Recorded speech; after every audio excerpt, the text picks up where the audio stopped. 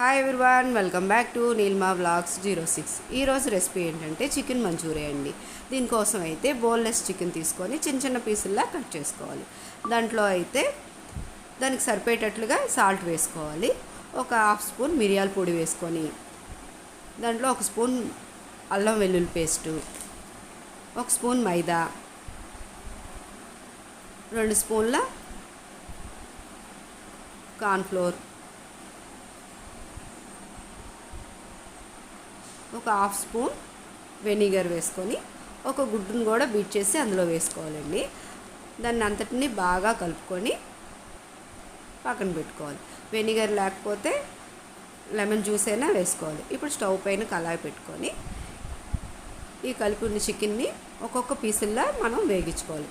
Chicken అంతటినీ వేగించుకొని పక్కన పెట్టుకోవాలి.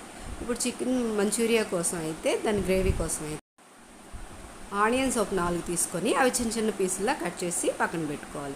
వెల్లుల్లి పెద్దవి ఒక 2 తీసుకొని వాటిని తొక్కలు తీసి అవి కూడా చిన్న చిన్న ముక్కల్లా కట్ చేసుకోవాలి. పచ్చిమిర్చి ఒక 4-5 తీసుకొని వాటిని చిన్న చిన్న ముక్కల్లా కట్ చేసి ఇప్పుడు స్టవ్ పైన కళాయి పెట్టుకొని, కొంచెం పెద్ద కళాయి పెట్టుకుంటే మనం ఫ్రై చేసుకోవడానికి బాగుంటుందండి. అందులో ఆనియన్స్ ముక్కల్ని, వెల్లుల్లి ముక్కలు, పచ్చిమిర్చి ముక్కల్ని వేసుకొని బాగా వేగించుకోవాలండి. దాని తర్వాత కొంచెం సాల్ట్, కొంచెం మిరియాల పొడి, ఒక పావు స్పూన్ మిరియాల పొడి వేసుకుంటే సరిపోతుంది. పావు టీ స్పూన్ మిరియాల పొడి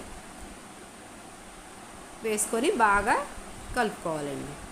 కలుపుకున్న తర్వాత షెజ్వాన్ సాస్ మాత్రం ఒక 3 స్పూన్లు వేసుకోవాలి. ఎందుకంటే చికెన్ మంచూరియా అనేటప్పటికి ఈ సాసే మెయిన్ కాబట్టి.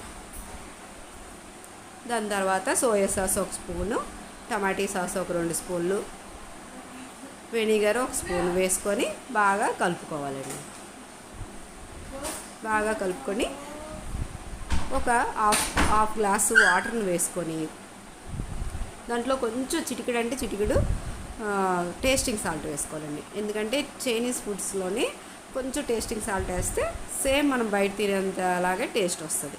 ఇప్పుడు వాటర్ వేసుకున్న తర్వాత అది బాగా దగ్గరికి అయిన తర్వాత కొంచెం జ్యూసీగా ఉండిన తర్వాత అప్పుడు ఈ చికెన్ ముక్కలను కూడా వేసి బాగా వేగించుకోవాలండి.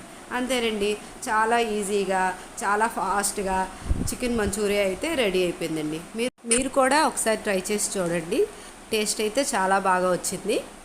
టేస్ట్ చేసి నాకు కామెంట్లో పెట్టండి ఎలా వచ్చిందనేది. Bye guys, thank you.